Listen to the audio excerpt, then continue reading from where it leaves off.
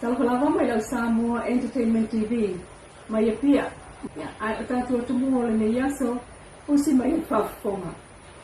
Ua faawa waiso so nga leo le fa la vita ta vale le na tupu mai sale lo longa il fa ungol va stolwai. Mamali wale tama ita ifaya o ngai fa sulima to sanga.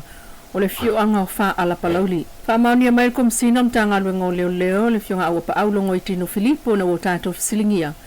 On fala vele na tupu imoli lai sane lo longa ina wo so fa fo se ile ta vale ile tu se ma feto ai malisi ta vale lai sa wai eto olua sai tono le ta vale ai ta wolta to pa angai so tanga ita mai ta ifaya onga onai faya onga na malanga mai au mai te ufungala au ma te tu se ile maliwo lo na tau ainga ole toi fo ia tu ina wa umala la si ai la ve ai lo ta vale maliwo i level faya onga sa aveina ta vale ai manua si leisi faya onga sa la to lua e pe ona ta wel mol mau pe tai sa no kom sino leo au pa au ta to fa talnoanga ele imolia ina se tangata ile fa la lave mai lo fa au yeso su enga leo ile mol mau lo na tau ainga ol tama ita faya onga o maliu o le sunga maria fa lelei fa lima to sangol soifu o fa ala palauli ai lo soifu mai pea ia lo nali ile sunga eti le fio anga o fa le asiu e momoli tuain fa ma fananga ai o fa mai senga tato telefoi ainga lo to fa avau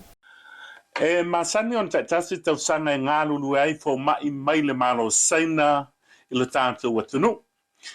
Pei tai o lulu taimi leo le apa o popo ai le isi tau sanga ngā lulu ai i to tono o Samoa nei. Baenga fo mai le malo saina. O le tau sang nei ato ai le onos fu tau sanga o le prokalame of Sosani i le malo saina o le tātou malo. O le malanga mai o fo mai saina wa o se tu le le matanga luenga.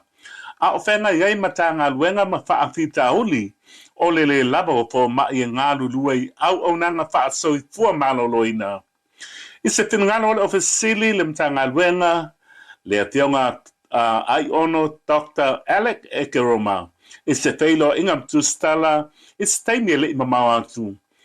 Na ia ta uai na o le fetus furufo mai o loo ngā lulue i le whare mai mo tua. Pe taina ia tā ua i lea wheilo inga.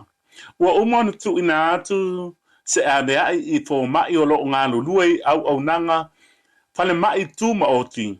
E mo miail lo lātou ngā lulue i le whare mai e se whae tu malo. Mo nai tu la part-time pe tai. E le ai se fo mai ua tali mai. Sau no ai ono e ono ta pala matanga wenga se so ni o fo mai atu no mamao e te so mai e tani atu I mana ongo le mamalu le atu no e le o toi mamao na mata leo ngā wenga mo le fausio le awala papa I sapali malano e se whaataltanoanga ma le ofisilo pulenga o te la awainga lau ele le fionga ngal malmana ta tia leo I titi tu vano sponka na ia sauno ai o le wa yen se leni mai faltupe o le langi mo le pausia o ia ngā luenga te tele a tono se teimi o le neto sanga o le amata ai seve ia po so swenga mo le pausia ina o le ata mo le awala papa I sa papali I malano sauno fo ingal malmana o le teimi nei o le watapena ia tātou konkarate, mo le whaaleleo nisi vaenga o le awala sa whaalegaina ona o le malosi o te munga ma tā whenga. Ua mamole mai fo le tualalo ma le ofis sasili mo le mamalu le tunu, na ia tau tuana saonga le mu, e ala le usta ia o whaile oile ua mae a tapena, ma whaatutu I vaenga o lo o tele na whaalegaina ona o le malosi o tā whenga. O le vaya sa taluai, na moli mawina I lunga upenga ta ilangi, le malolosi o ta whenga I nisi vaenga o le atunu. Tuina atu start sanga loia, o lo tu lai mo whaipule to tolu e toi te wina I lantu whaamtalanga. Ua tuina atu nei lunga o le whaamsinonga, se taun sanga tamata I loia, o lo tu lai mo sui whaipule to tolu, ua whaamabae mai le vaenga whau whai. E puipuia ia ta tau tangata o le HRPP. Le toi teu ai leo whaamtalanga sui whaipule.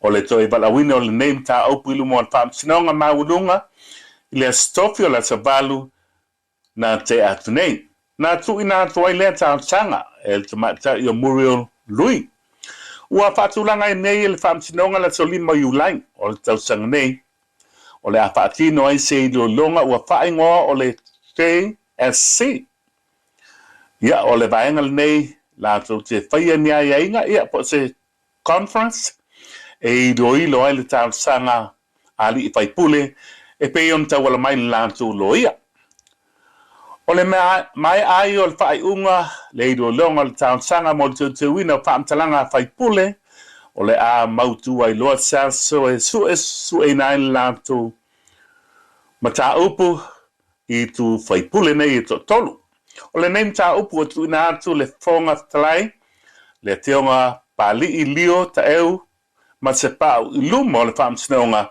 mo sana pai unga e tu sa male fa ma ba su faipule le to fa ale bena ale o le tu malo fa le tafa do fa tu ana si le o to le tu malo se umu fa pele fionga ma si o se pu mai o le tu malo ba au fona ti o ia ingo le tu la fono o fa nga palota ma tu la fono fa nga fa vai le o lo fa pe mai ai a fa ye tu ua se fai pule le baenga fa upai na awala pe restalai mo le fa nga palota e te taulo onto e fo e fa tino le fa nga palota o wa banoa le no fo le tu malo o le fina mai u sui fai pule la tu te le o lango se baenga fa upai ai o la tu langona ua sava bali ese mai le HRPP ona ua fia abea ma sui fai pule tu to tas no le me sea o